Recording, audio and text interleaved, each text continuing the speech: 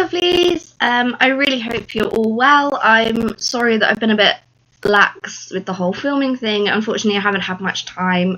My son started nursery last week and it's just been a bit hectic. But anyway, today for you I will be doing my top 3 eyeshadow palettes. Just because I feel like palettes kind of get overlooked. Like, do you know what I mean? Like, everybody's got one, but they just get kind of ignored in the mire of makeup that a lot of people in the beauty community do actually have. So I don't have that many palettes because I tend to buy one and stick to it. I have about 7 all in all, and they're all from very different price ranges, very different sizes, etc, etc. But these are my 3 favourites that I have right here. 2 of them are by the same brand, but they are different palettes, and the other one is very affordable. Unfortunately, the other 2 are not. So I'm really sorry if you do not have the budget for these palettes. I'm sure there are dupes out there somewhere. If I can find some, I will link them below for you. I was thinking of making this kind of like a little series, sort of, you know, my top 3 palettes, I've already done a top 5 mascaras, maybe something like that. So this is going to be quite a short video. But yeah, so the first one that I want to talk about is quite a recent, pardon me, I'm so sorry.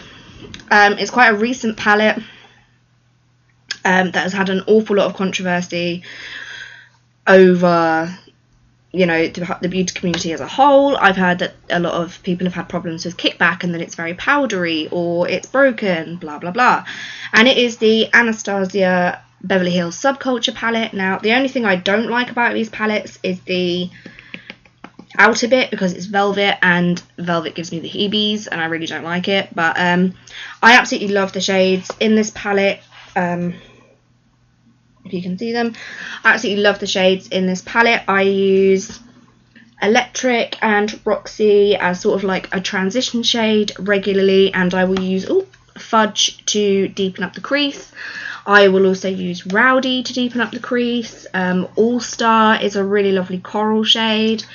Dawn is a great shade. Mercury is great. I haven't really tried many of the really bright ones, so like Untamed or Axis or Edge. I've not really tried any of those. So this one, and this one, which are a dark teal, a very bright teal, and a very bright yellow. I haven't really tried those, but every other colour in this palette I have used, and I use it daily and I absolutely adore it. So yeah, this palette is £41 on Beauty Bay, which is obviously not the most affordable of palettes in the world, but I do love the quality of their shadows. I love how smooth the shadows are. I have not had a problem with my one. So I don't know if some people just got a bad one or if I just was lucky enough to get a good one. Okay, and the next palette is again by Anastasia, and it is the ever famous Modern Renaissance palette. I got this literally when it came out. Again, £41 on Beauty Bay. They are not cheap. They're really not cheap, but they are very high quality. And I'm going to apologise now for the lighting. I know that this side of my face looks ridiculously overexposed. That's because I'm using natural lighting. It's quite early in the morning and it's really bright outside. So I'm really sorry about that if I sort of look very overexposed and white. I have some ring lights and some soft boxes coming, so hopefully I will not have to make use of natural lighting anymore. Anyway, I absolutely adore this palette. I love the colours in it. The colours are very me. I love warm toned eyeshadows. I adore them. I think they're amazing. I have used every colour in this palette. Tempera is a really good highlighting, like eyebrow highlight shade. Golden Ochre, Vermeer. Buon Fresco, which is this one, is a really gorgeous lid colour. Love Letter is a gorgeous lid colour. Antique Bronze is a good transition shade. Cypress Umber is a really good lid colour. Raw Sienna is a great transition shade. Venetian Red is beautiful. And I actually use Pealgar as a liner. I've got it on today. I will get an angled brush and just run it sort of through my lashes at the lash root, like the lash root, and it sort of thickens up my lash line and it makes it look really lovely. This is a gorgeous palette. Again, the quality of the shadows is amazing. The pigmentation is amazing. I have done a blog post on this on my blog. Smack myself in the face with it on my blog, so I will leave that link down below if you guys would like to check that out.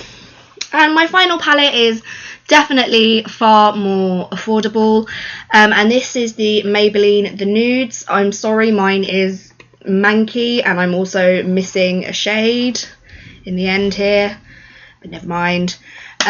One thing I would like to say about these two is obviously they are far better quality. They come with a mirror and they also come with a very decent dual-ended brush. The brushes are really, really nice in the Anastasia palettes, so that is one thing to consider. This one comes with your typical awful sponge tip applicator and it has no mirror.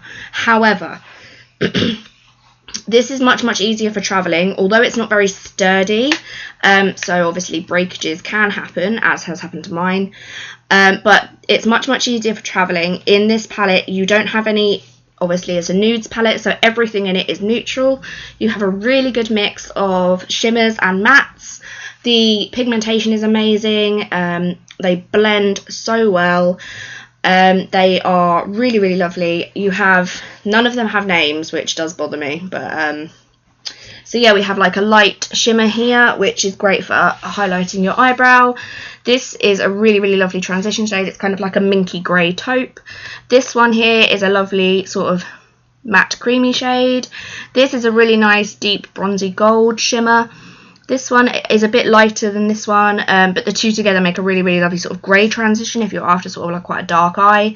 This is a nice dark matte grey, which I have found really difficult to find in palettes. This is a nice sort of cooler toned bronze, this one down here. Then there's a dark brown matte. There is a very bright gold shimmer, a dark brown shimmer, and another sort of pinky beige matte. So it's a really great palette to have just on hand, just for when you want to do a neutral eye. You know, again, it's great for traveling because you can just shove it in your bag with a brush and then just whack some eye on, and you can make multiple entire looks out of this palette.